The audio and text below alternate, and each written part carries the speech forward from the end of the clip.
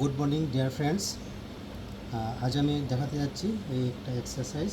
এটা খুব easy exercise কিন্তু বেশ ইউজফুল এক্সারসাইজ। করাটা একটু ডিফিকাল্ট, কারণ একদিনে হবে না। এটা আমি অনেকদিন ধরে করছি বলে এটা আমি ইজিলি করতে পারি। আচ্ছা, এটা করলে কী বেনিফিট হয় বলি।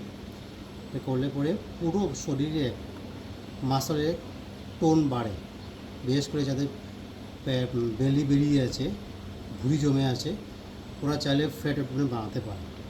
এটা দারুণ এক্সারসাইজ। সামনে অ্যাবডোমেনের যে মাসল টোন বাড়ায় তা নয়, স্পাইনের মাসলের টোন বাড়িয়ে দেয়। যাদের ব্যাক পেন আছে, যাদের ইজিলি যখন তখন মাসল স্প্যাজম হয়ে যায়, হ্যাঁ, ওরা চাইলে এটা করতে পারে।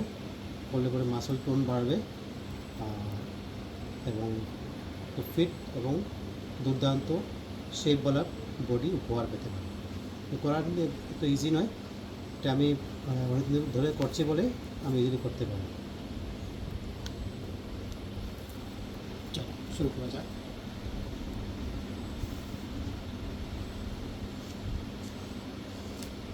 প্রথমে আমি হাঁটু করে বসবো, এভাবে দিয়ে দুটো হাতকে একদম ধর হয়েছি, গ্রিপ করেছিল, সামনে পিক করবো, সামনে পিছনে দিতে যাবো,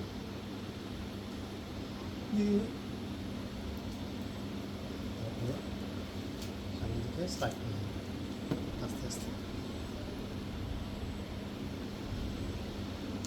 পিছিয়ে যাই, বেশি